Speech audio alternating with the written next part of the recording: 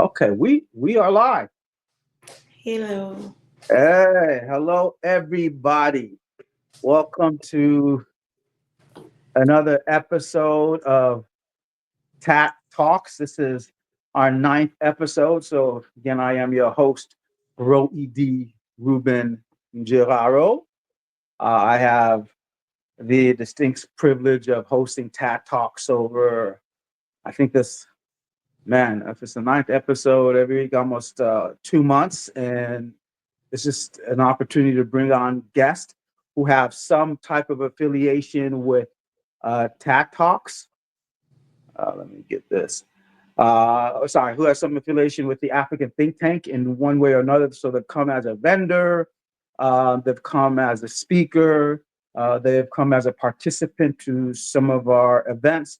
And that gives them opportunity to know us at the African think tank as an organization, our leadership, our mission, our vision, but also gives us an opportunity to engage with a lot of individuals and kind of unpack to get to know who they are.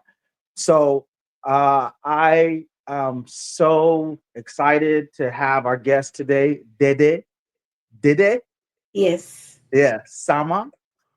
She has been a longtime advocate and a longtime member of the African think tank since the really beginning. And so we'll unpack that in the role that you play there. Uh, and an hour can go really quickly. So I want to jump right in so she can give an opportunity to share as much as possible. We talked for almost over, I think, almost an hour yesterday. So this is our Tat Talk 10. Actually, we talked twice, so we just kind of repeat with our guest today. And always, if you have any questions, please ask them now, and so you can ask them, and then we can. That way, it gives me an opportunity to ask those questions as we have our conversation. Um, we usually do TAT Talks on Thursday, but we're very flexible for people's schedules. Okay, so enough of this introduction, and let's get to it. Oh, I'm stepping up my game a little bit here, so I got the TV. Oh, where's it? I just put it here. TV and kind of got this on the screen. So advancing a little bit more in technology, and maybe someday we'll do this in the studio. All right, Dede, welcome. Thank you. Thank Et you. soyez le bienvenu parce que vous êtes du Togo. Oui. Euh, ouais, comme ça, on avait notre ami Bahati, il était du Congo. Comme ça, on va ajouter le français dans notre discussion pour qu'on puisse accueillir nos spectateurs francophones parmi nous. Mais on D'accord, va faire d'accord. franglais aussi, mais je voulais quand même parler en français pour encore accueillir nos spectateurs francophones. So, welcome. Did this from Togo. I'll let her jump into that. That's why we'll be adding some French in this discussion. So, introduce yourself. Tell us a little bit about where you're from. Your family life there, the things you've enjoyed from your country of origin, the things you miss. We want to get to know who you are before we jump into more of the depth of the work you do. My pleasure. My pleasure. Thank you for having me here tonight, Ruben, Mhm. and Tatok, all the people that work for Tatok to happen. Bonjour, bonsoir à tout le monde. C'est mon plaisir d'être là ce soir sur TATOC et je suis enchantée de vous rencontrer, quel que soit là où vous êtes. So, my name is Dede. I'm from Togo. I was born in Lomé, lived there until the age of 22 before moving to America. So you ask, what was my life like? What do I Mhm. miss? What's my story before my journey in America began? Yeah. Um, Let me see where I can start. I mean, I'm from Togo. My name is Dede. Um, Dede actually means first. So already Really? right there in my culture, the first girl between that couple. So it could be girl number three, but if you are the first between the man and that woman, your name will be Dede. So people that are from Togo, when they hear my name or Ghana, they already know they know my tribe, they know where in Togo I'm from, or at least what region. So I was born in Togo. For as long as I can remember, right around the age of 10, coming to America became my dream. Mm-hmm. Um, I don't know what happened in my little head at the time, but I was convinced that there was no opportunity for me. Uh, there was no hope. So I was going to America. Well, my whole family still live in Togo. I have my half brother in Connecticut, and I am here in Charlotte, North Carolina. Other than that, my whole family still live in Togo. So my life in Togo was full with joy, struggle, um, uncertainty, instability, faith. So all of that was mixing because as soon as I was born, I believe I was about 4 months old when my family was broken because my father, the head of the family, was taken, became incarcerated. They took our house. And there began the chaos. So we were kicked out. I went to live with my maternal grandmother. My brother Okay. left to go live with my paternal family. Mm-hmm. And already at the age of around the age of 2 or 3, I almost died of kwashiorkor. I don't know if you remember what that is. That is the disease of malnutrition. Mm. So I almost died of the disease of malnutrition. Then we moved to Lomé. My grandma used to live in Togoville. People that know Togo know where Togoville is. Then we Mm-hmm. moved to Lomé, and life was pretty tough. My grandma would sell things on the stands on the road at night. And I remember when I was about 1986, there was a terrorist attack in Lomé, and Really? my Okay. grandma and I were there on the streets selling stuff at night. I would sleep under the table, under the stand, and we heard all this noise and we tried to hide as much as we can. We didn't know what was happening. The next day, we found out that it was a terrorist attack, and the noises that we were hearing were shooting. So, all Mm. this life was very unpredictable. Poverty was ruling, things were tough. But around the age of 9 to 10, I made a little prayer to God, and I say, bring me to America so I can help my family out of poverty.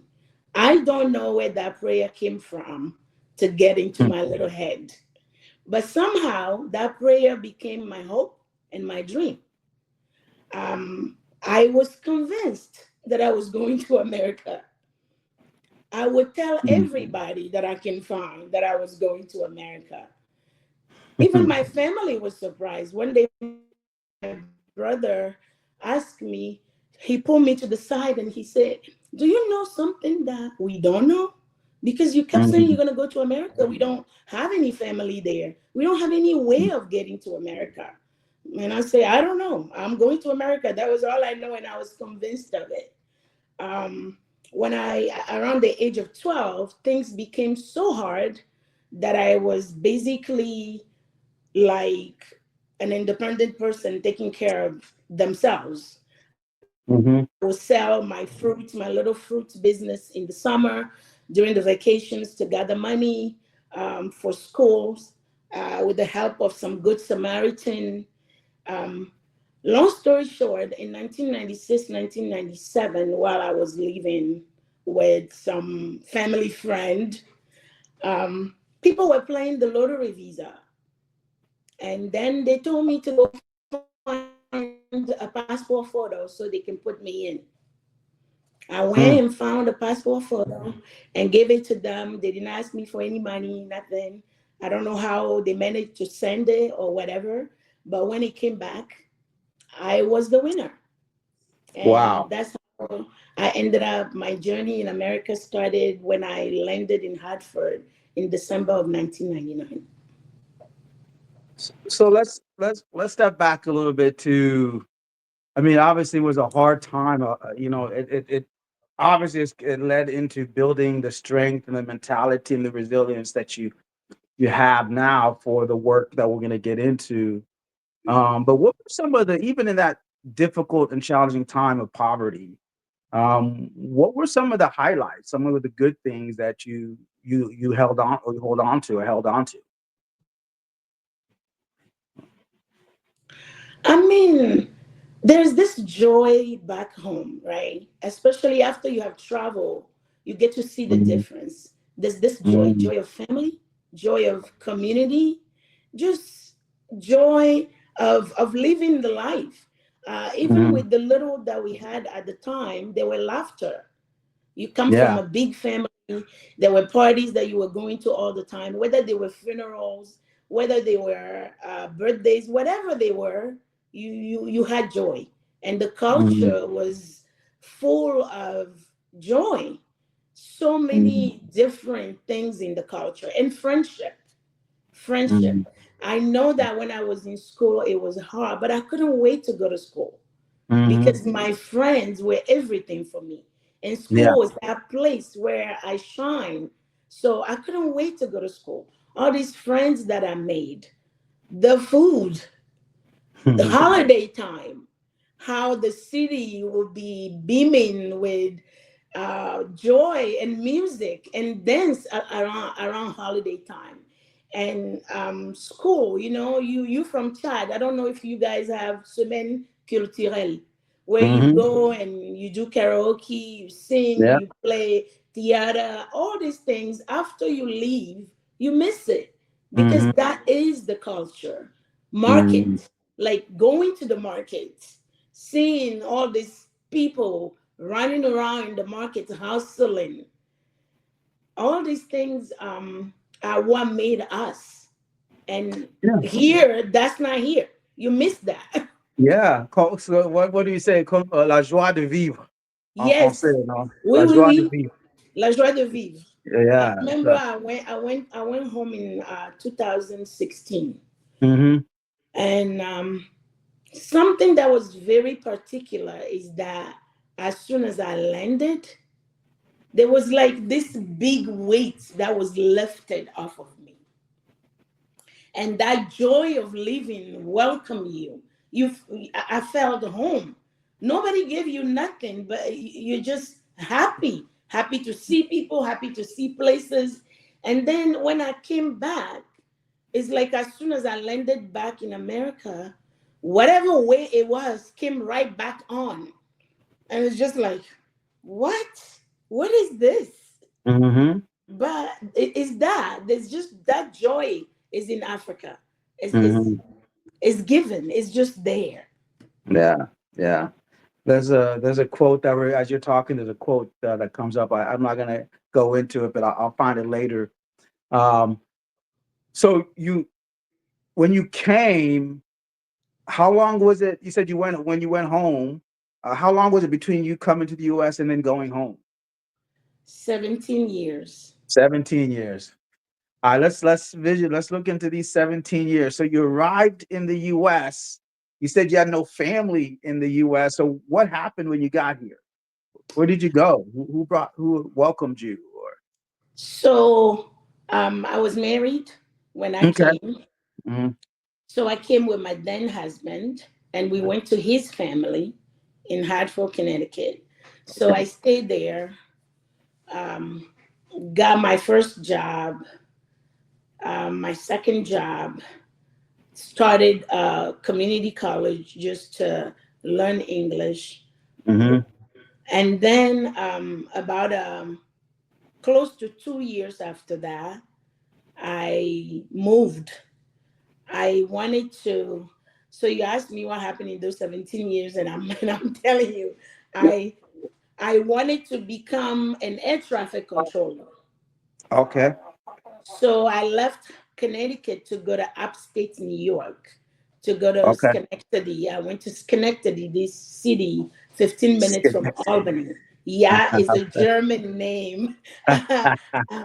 And I went there to go to school to do aviation science. Well, little did I know all the stuff that were behind becoming an air traffic controller. After Yeah. I jumped in and I moved to Schenectady, where you can barely see any African people, I found out that um, air traffic controllers, they retire early around the age 50. So the latest age to be hired as an air traffic controller was 27. Of Oh, course, you have to be a citizen to be an air traffic controller. At the time, I wasn't a citizen yet. And by the time I would become a citizen based on the rules of the diversity visa, I would mhm, have been just, I would have been turning 27, if not later. mhm. So that dream was dashed, but I say, well, I'm already going to school for aviation science, so I'm just going to continue. Mind you, I came here with my green card. Going to school was not really an obligation. I didn't have to go to school, but I wanted to. And so I finished the associate degree in Schenectady, and then I transferred to Farmingdale, that's in Long Island, New York, to finish my bachelor's there in aviation administration. Okay. I finished Yeah. that, started working with JetBlue, which was just entering the airline industry at the time. I was Okay. working with JetBlue Airways. Well, Yep. um, the life in New York and everything was not really um, what I would like, especially if I was about to start a family. I wouldn't like to raise children in New York City because it was just too much. New York City was too much. It was not the place to live. So I was looking for somewhere to move to. I met my husband at the time in New York, my current husband. By that time, my husband, the man I was married to when I came to America, we got divorced while I Mhm, was living in Schenectady. mhm. So I met my current husband in New York City. He's also from Togo. Um, and then I say, well, I'm not going to live in New York if I'm going to start a family. So I came to visit a friend in Charlotte, North Carolina. That first time when I came to Charlotte, I fell in love with it. People were actually like human being, not like people in New York. They say hi to you.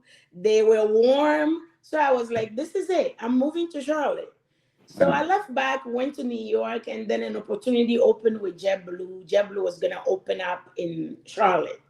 Yeah. So I moved, I made the move and came to Charlotte. My career was going well. I went to school for aviation. I was working for an airline. Everything was going well.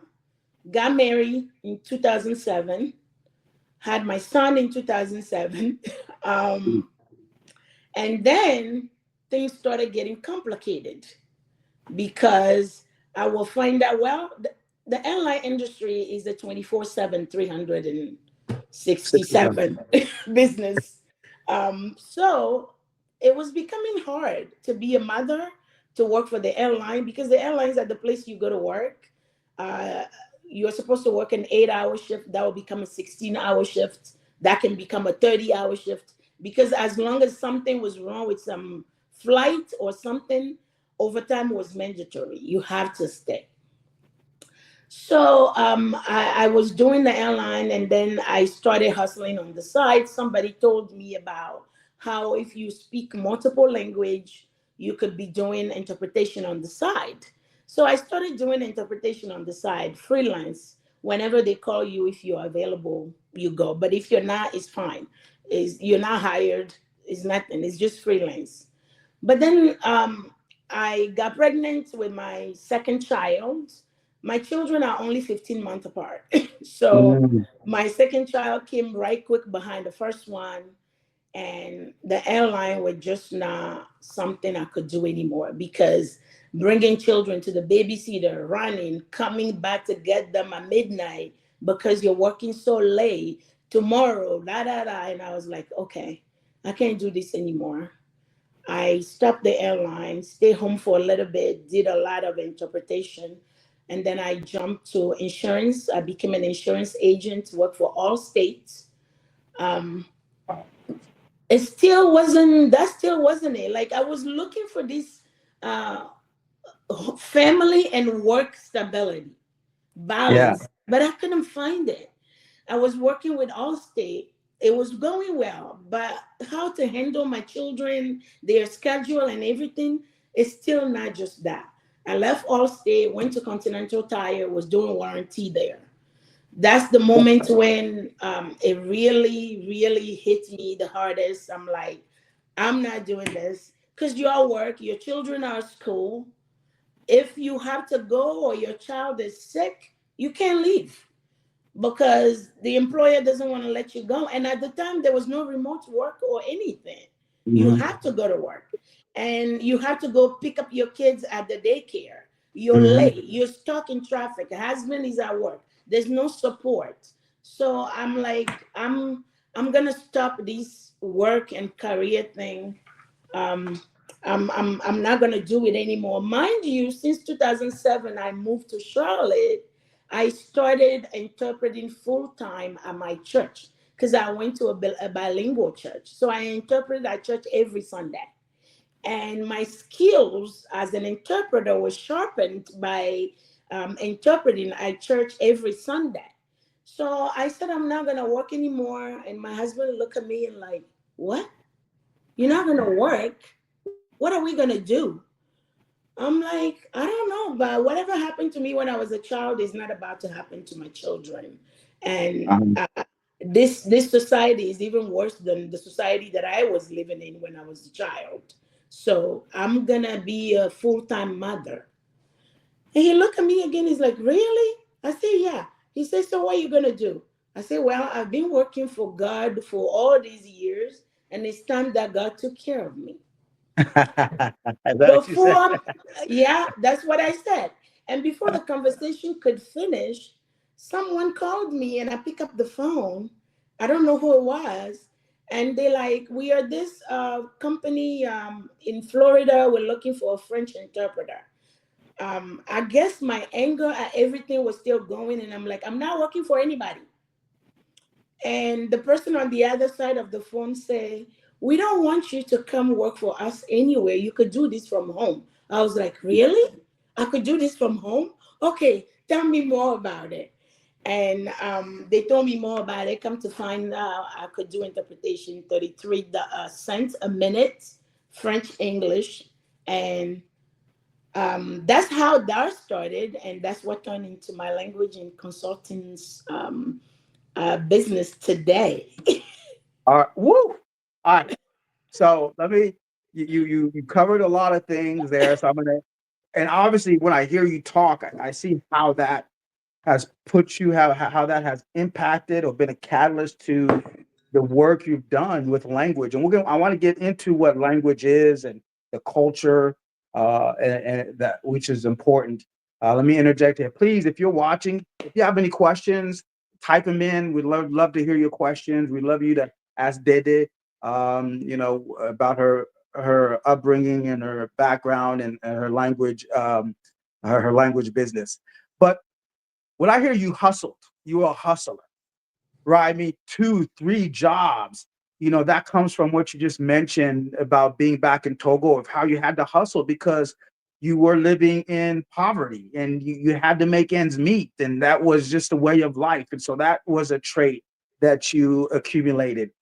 You learned quickly, right? I always say, I'm always seeing this thing about cultural intelligence and CQ, which is, great. And people go to school for that. But I've always believed that the greatest culturally intelligent people are either refugees, immigrants, or, individuals who've lived in that kind of multifaceted upbringing, which is just more than just education.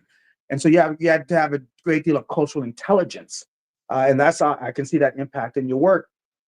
I heard that the issue of support, like, yes, it was hard in Africa or in Togo to make ends meet, but the support systems were a lot stronger. Family was important. Again, I'm just speculating, but you wouldn't have these issues with like babysitting because you'd have nephews or nieces who would come from the village and live with you in order to care for those kids, and you'd be able to do these other things. So there's a great support system. And then where in the West, it's really more challenging, where everyone's working and rushing, and people are more secluded, which was more difficult.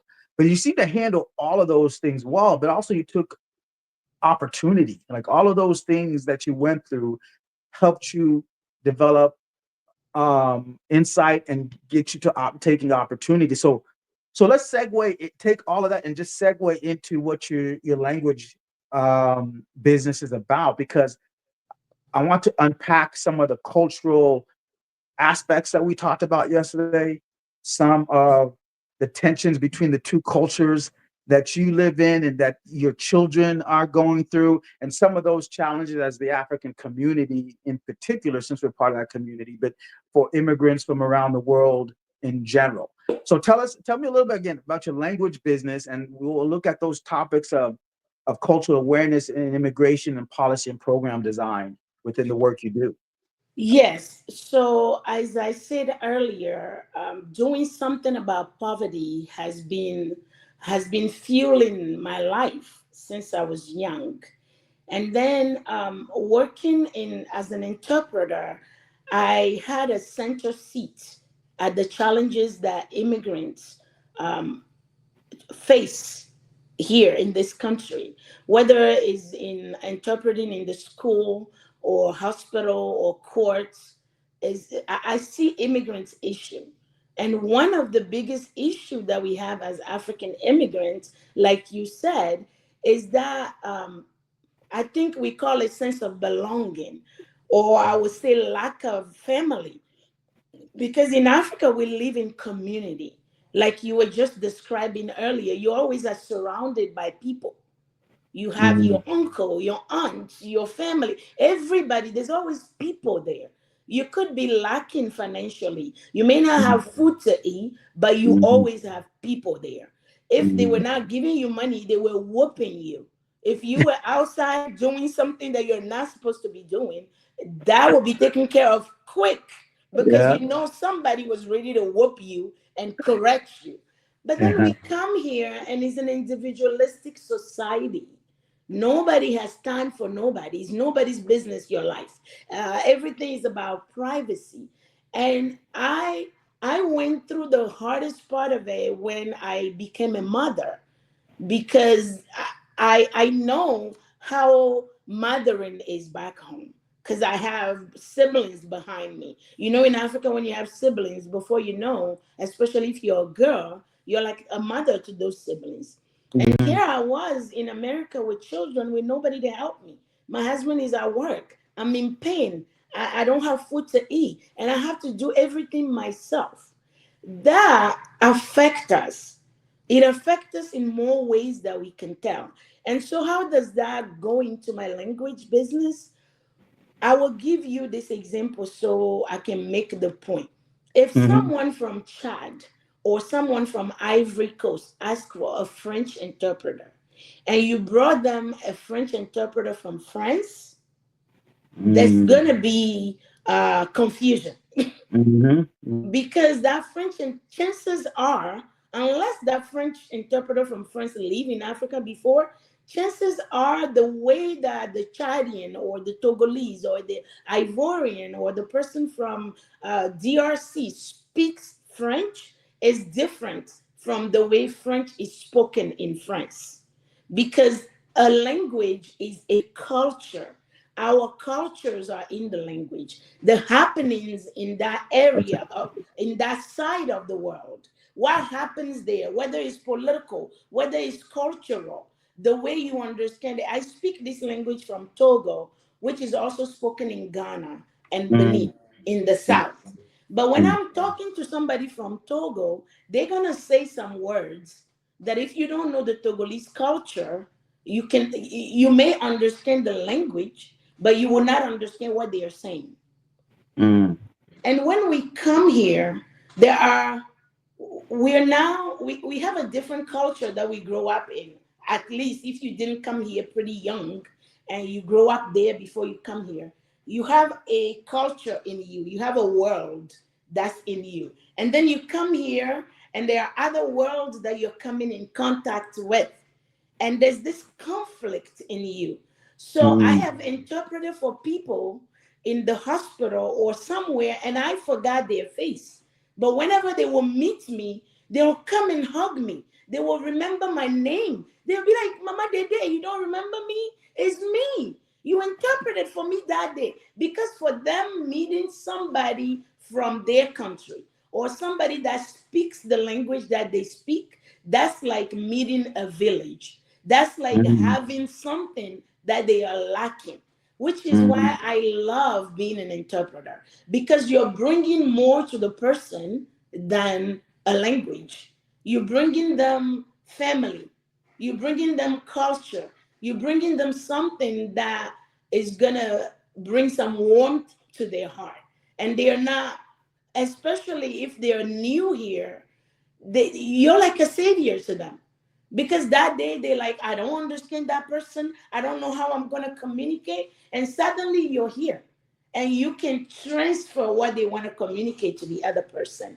And understanding that, that's why in my business I also do immigration consulting, because immigration is a whole system, right? When we come here, we don't just have a linguistic barrier, we also have a systemic barrier and a structural barrier. So, immigration is a system. If you don't understand how the system is supposed to work, you may not be lying, but you're going to put something that's going to harm your case because mm, you don't understand the system, you don't understand what they're trying to ask you. Or you may speak English on the street, but then the English that's in that immigration document is legal jargon. And mm, you can't just understand legal jargon. And moving from that to policy and programming is that passion in me for us African to solve our own problems. Because whenever somebody else come to solve our problem, they are not going to know our perspectives. They're going to solve our problem with their perspective. And their perspective is going to have a hole, because that's not the way that the problem is manifesting with us. So mm, it doesn't necessarily have to be about anything negative. It doesn't have to be about racism, although it is there. It doesn't have to be about oppression, although it is there. But the simple fact that that person does not know this side of the culture mean that the solution that they're gonna give me is gonna be lacking. But when me that have lived that problem and other people that know how that problem manifests, we put our heads together, we can bring our perspective, how the problem affected us. And then we can bring solutions that are culturally sensitive. mm. You So, talked about language. I want to tap into that a little bit. Um, well, I'm trying to bring up this quote. Okay, so this is, we talked about the Kenyan author. I got to get his name right. Gungi wa Thiongo.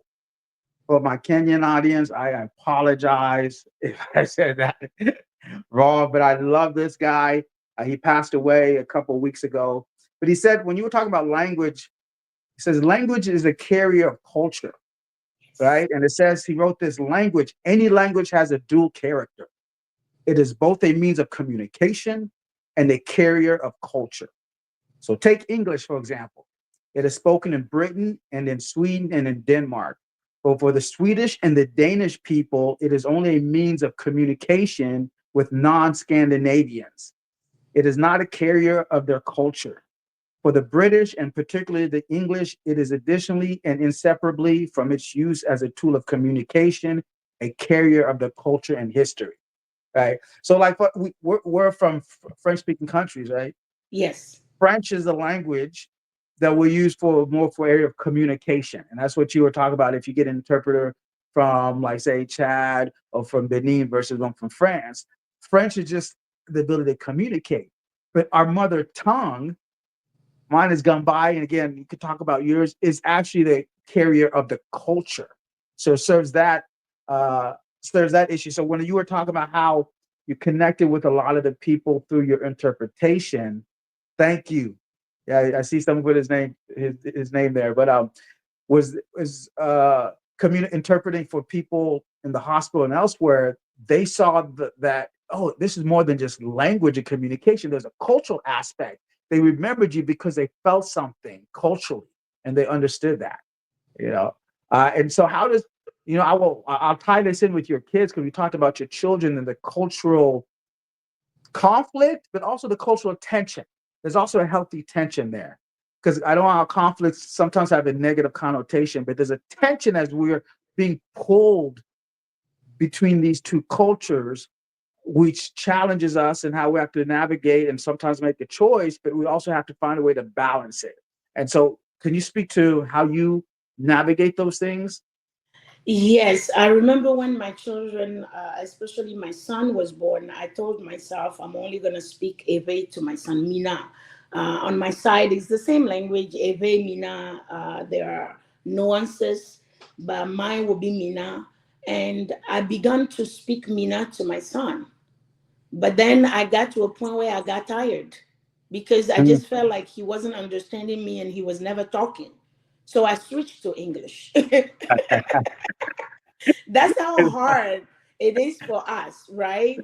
Because you have this language that you do want to give to your child. Is your culture. You want to have something unique that you and your child can communicate in, but then you also have English. They're hearing English everywhere, and it's hard for them to it's hard for you. I don't think it's them. I think it's me, the parents. It's hard Mhm. for me to have that patience to endure until they can speak the language that I want to tell them. But jumping to a little further down, I know the difficulty of teaching my children my language. So my mother, when she came here, my mother doesn't speak French. She doesn't read. So she only speak my home language, my native language. So Mhm. what I did, and I did this on purpose, I put my mother with my daughter in her room. Mm. And I know my daughter want Mhm. to communicate with her grandma, and they're gonna figure it out. So my mother was here for 3 years, and by the time she left, my daughter speaks my language. She speaks it now. She still does. It's My awesome. son, he hears some words, but he doesn't really speak it. And Mhm. so that's one way we can handle that tension. Mhm. The first way is patience. I mean, our brothers, the Latinos, they are very successful in this, right? I don't know how they do it, but their kids always speak Spanish.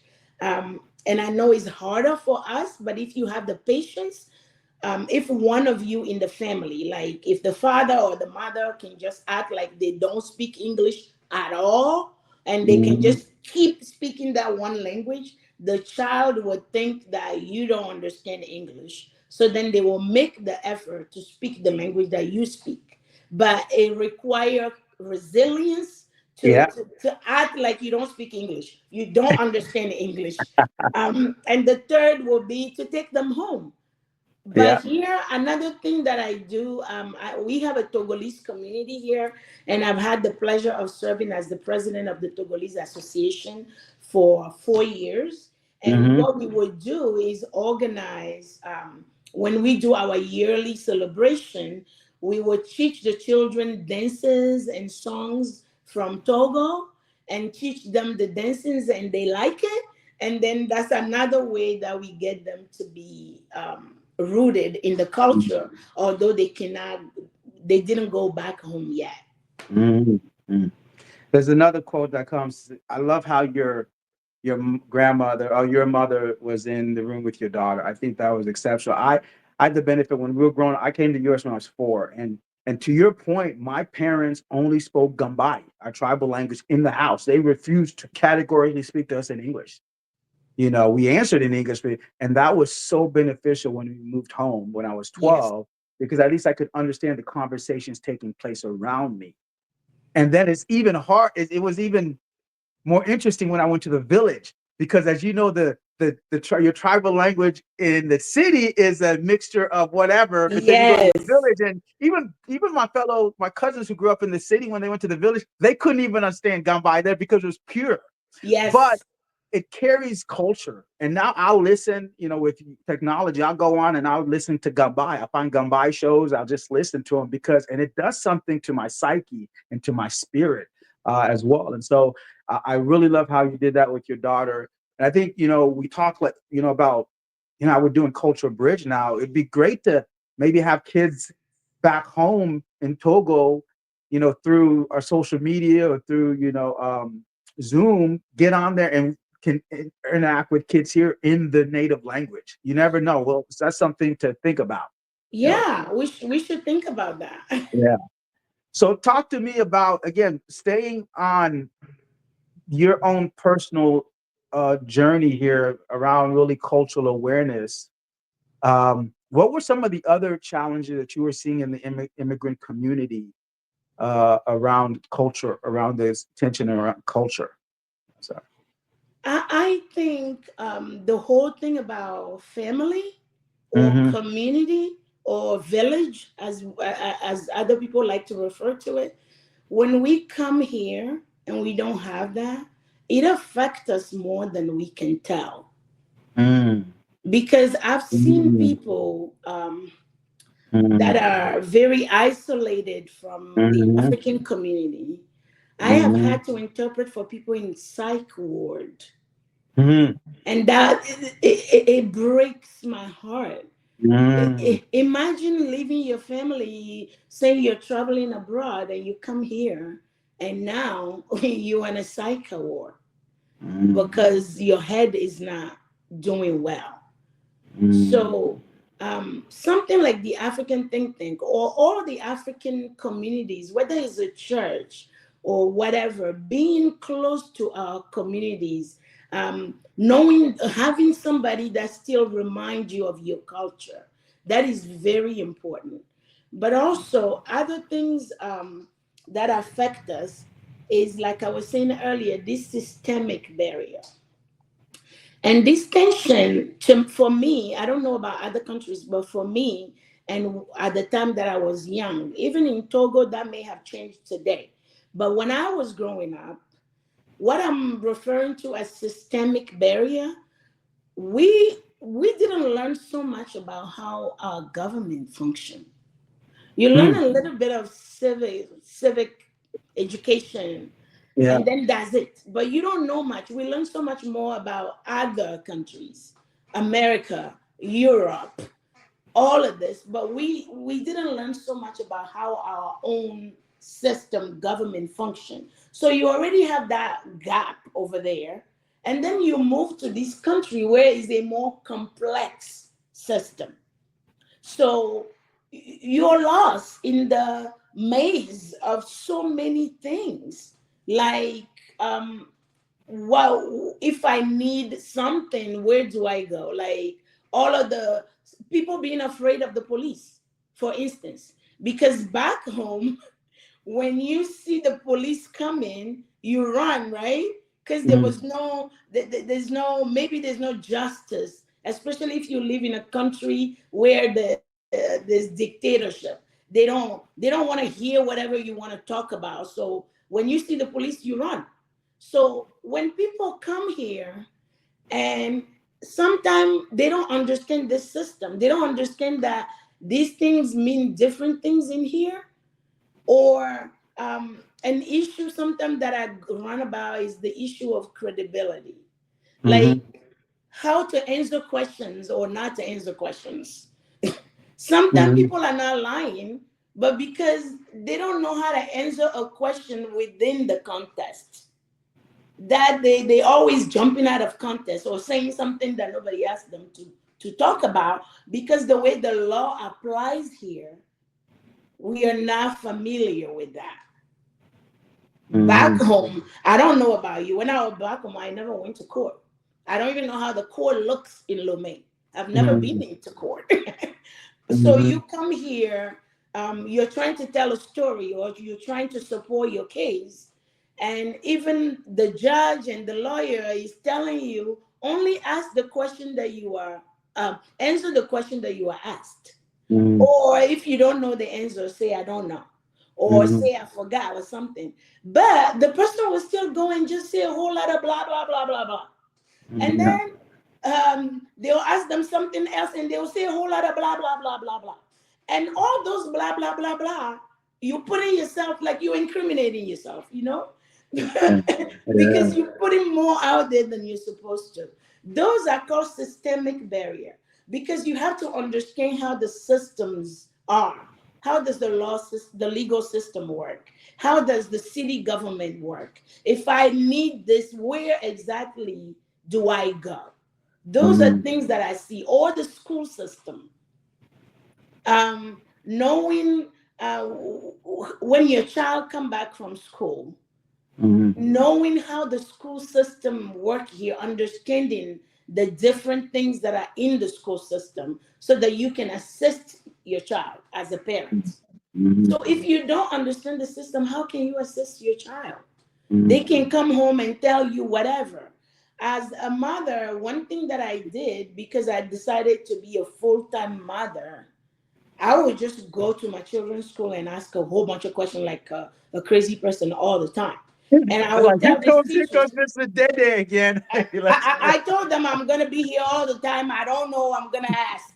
I'm here. Tell me. And it's like I went through their journey with them, and that's how I got to understand what they were doing, because I was at every parent teacher meeting. I was there all the time. I told all the teachers, these are my children. I'm available. If you need me, call me, whatever they need. And then if I have things, I ask questions. Sometimes we're also afraid of asking questions, as if we're gonna look stupid or if somebody's gonna beat us or something. I mean, if you don't know, you gotta ask. We are told multiple times there's no stupid question. We are foreigners on this land, so we have to ask questions. You Mhm. see me grab the police on the streets all the time. Sir, I have a question. I always have a question. Wherever you see me, I always have a question. Yeah. Yeah, no, you. Oh, yeah, I've been in some meetings with you. Like, well, here comes the questions, but Mhm. that's a good thing. I want you to let's talk about policy and program design, because I think that's an integral part of the work you do. And so, could you tell us a little bit about the programs and the policies you put together that I think are particularly for the African community? And Yes. how have you worked with what agencies have you worked with? And also speak, give some people some resources they can reach out to, that you personally know, that can help around some of these situations we talked about, both cultural, legal, and even mental. But let's talk about policy and design. Uh, So, as far as resources are concerned, I want to put it out there that this is what I want to do.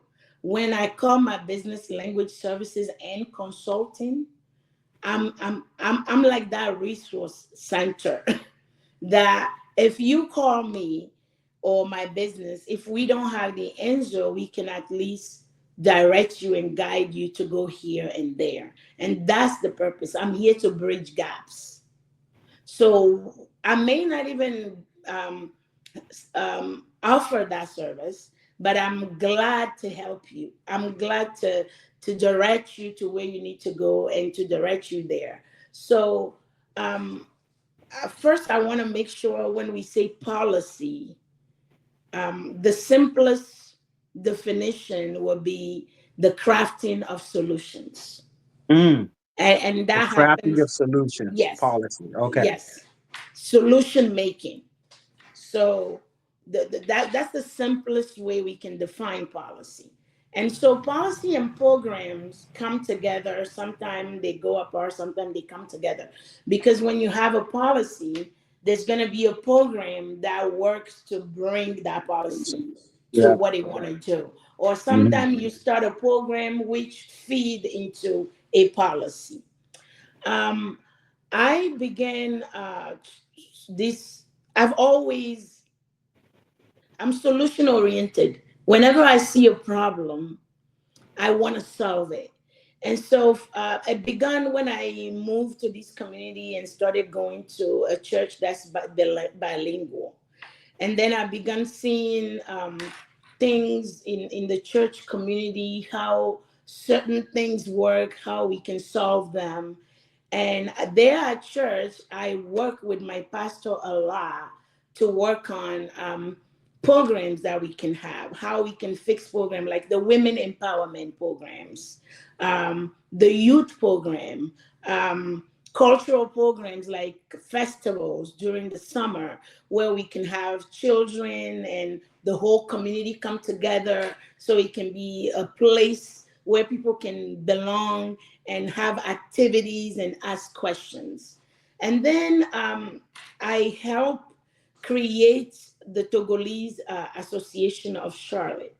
And the reason we did that, when I came, this association was existing, but it will exist and break. It will exist and break. It will exist and break. And then the day I went to the meeting for the first time, they asked me to have a committee of people so that we can come together and find solutions. Why the association was not lasting and why there were always challenges. So that committee worked for like 3 months and we identified problems. And at the end of the 3 months, we came up with a plan of how to solve the problems. And that's how Togolese of Charlotte was born. And I led it as president for 4 years. And Okay. in those 4 years, we have various programs, football programs for children, programs for members of the community, the women, the men, and different things that people want to do. How can we solve issues of the community? And then now at the African Think Tank, I am in charge of TATT Thrive. Mm-hmm. Maybe you know, maybe you don't know. TATT Mm-hmm. Thrive is this program at the think tank where we have four different areas. These areas are areas of high impact. The research have found for us, the diaspora, entrepreneurship, career development, financial education, and parenting and education. So we bring people, experts that lead workshops.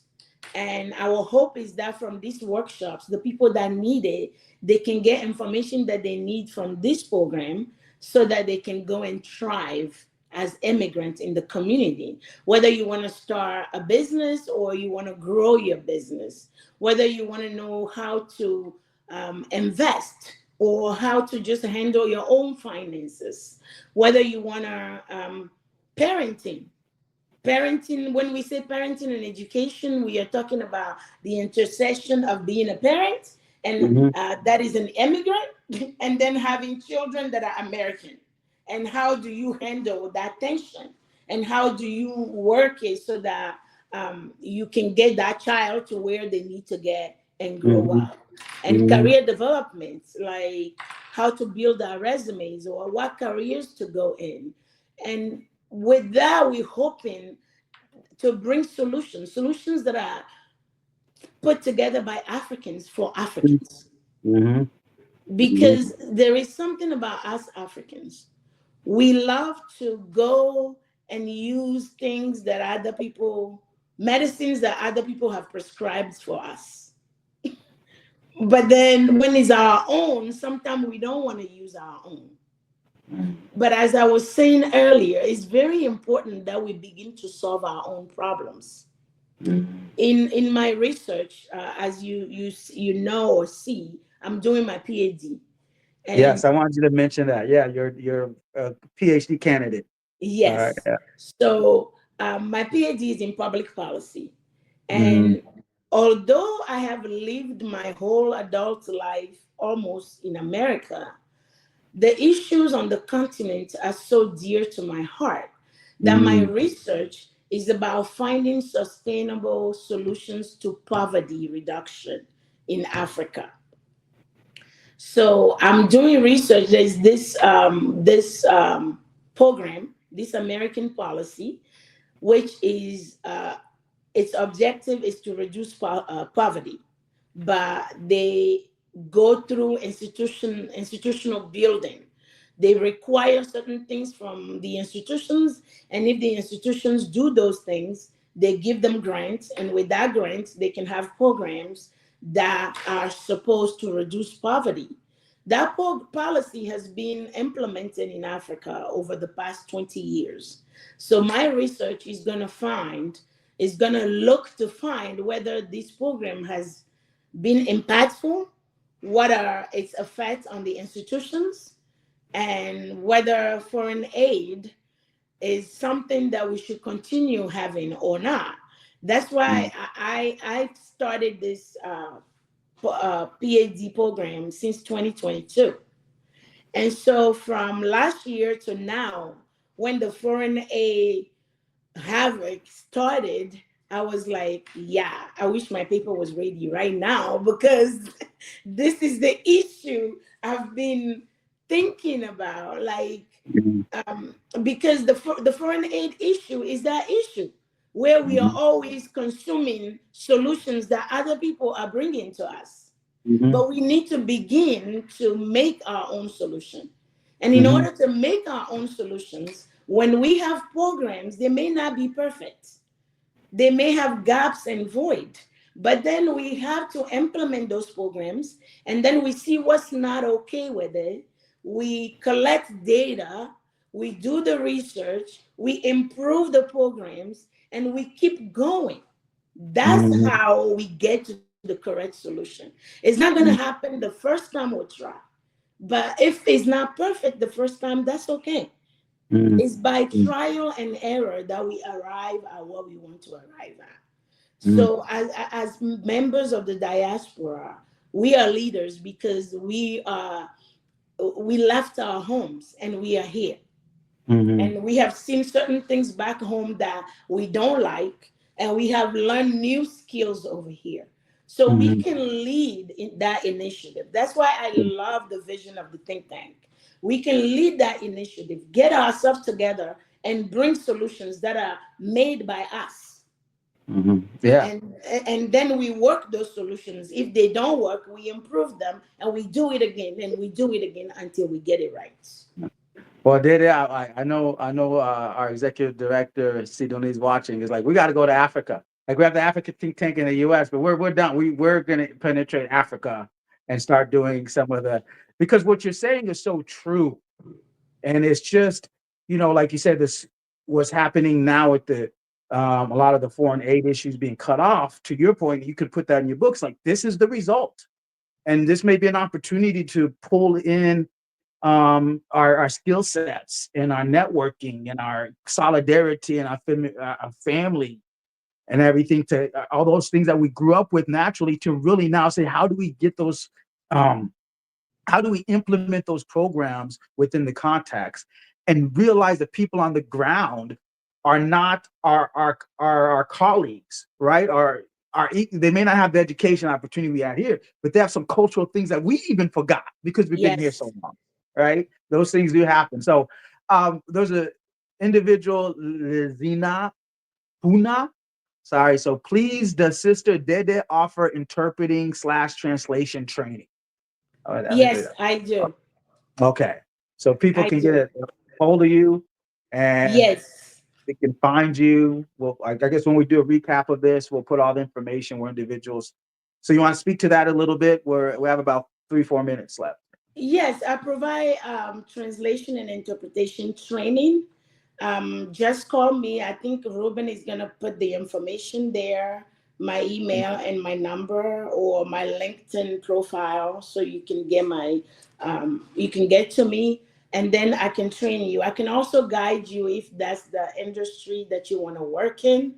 And also, if you need interpretation, I provide interpretation and translation not only for individual but also for organizations. So if you're Mhm. an individual and you need your documents translated, so when we talk about translation, that means we're talking about the written form of language translation, and then the oral form is interpretation.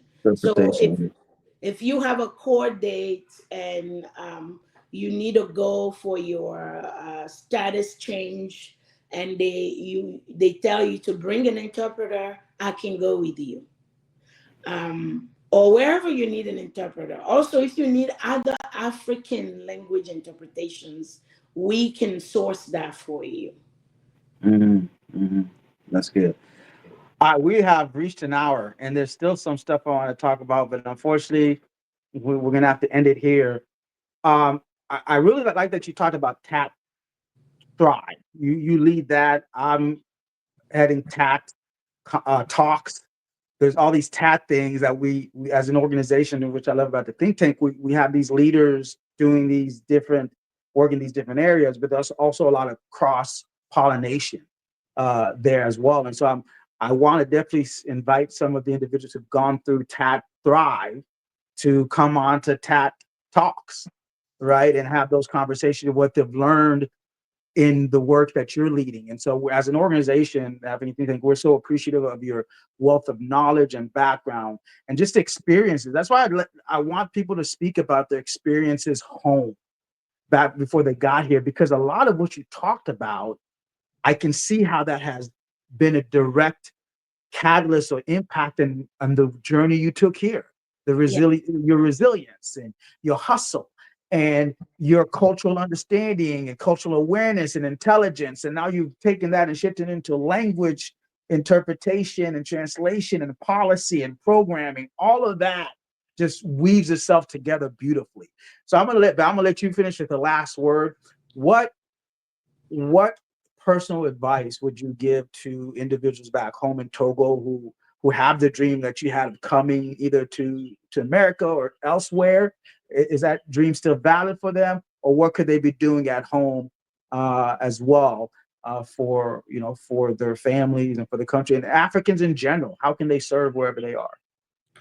Um, After living here for all these years, my advice to people that have the dream to travel is that, first of all, it's very hard to be an immigrant, it's very challenging. So, if you have legal ways to do it, then do it. But if you don't have legal ways to do it, don't do it. Mm-hmm. Because on top of the challenges of being an immigrant, if you have to worry about the legality of it, you have to be arrested, you have to be thrown in jail, you can't sleep in peace, don't come. But also at this age, this is not the same age when I came. In Mm-hmm. this age, I believe there's a lot of opportunities in Africa. We don't have, I know coming from me, if you are in Africa, you're probably saying you're there. Mm-hmm. So how can Yeah. you tell me not to come? Yeah. But I'm telling you, we want to come back home. We will come to you. I Yeah, think, we that are the here, think we tank will want to come to come you. We're back coming. home Yeah. because Africa is the place now. So if you know how to do things, try them there first.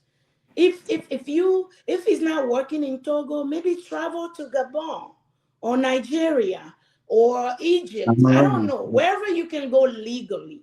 I'm just saying, if you cannot come here legally, it's not worth it. I see people that left home, came to America, spend all that money. They stay in jail the whole time that they were here before they got deported back. So is it worth it? So that would be my advice. If you have Mhm, legal ways to come, come. That way, if you mhm, don't like it and you want to go back, you can go. But mhm, if you don't have legal ways to come, don't come. Because if mhm, you come illegally, you may be stuck here for the next 30 years and you can't get out. Or you may be deported. Or mhm, you may be treated in ways that are not humane. mhm, And I strongly believe that the effort that we give here, the mhm, hustle that we give here, if we do that same hustle somewhere else, we mhm, will get what we need to get. mhm, Sometimes we refuse the hustle back home because we think when we go abroad, it'll be better. mhm, And then we come to abroad to find out that the hustle here is harder than the hustle we refuse back home. Mm-hmm. What's that? Someone said sometimes poverty in your own at home is better than riches elsewhere. You know, Yes, I and agree. sometimes, and then I think to add to that, we as Africans, and you already stated this, how are we making sure we're also pouring the advantages we've had here back home to support individuals? That's something we also will unpack. But again, thank you for joining us, Dede. Merci beaucoup. C'était une plaisir pour que tu sois avec nous. Et on va vous inviter encore une fois de plus pour TATT Talks. Ouais. Vraiment, vraiment, parce qu'il y a beaucoup de choses dont on peut parler et Oui, les 1 heure sont passées très vite oui, et on n'a pas pu parler de beaucoup de choses. Donc, c'est mon plaisir. oui. Merci de m'avoir. Bonne nuit à tout le monde. Thank you for having me. It was a pleasure having this conversation. All right. Thank you, everybody. We will see you next week, and we will connect with Dede if you have any questions around the work she's doing. All right. All right. You have a good one. Yeah, you too. Bye.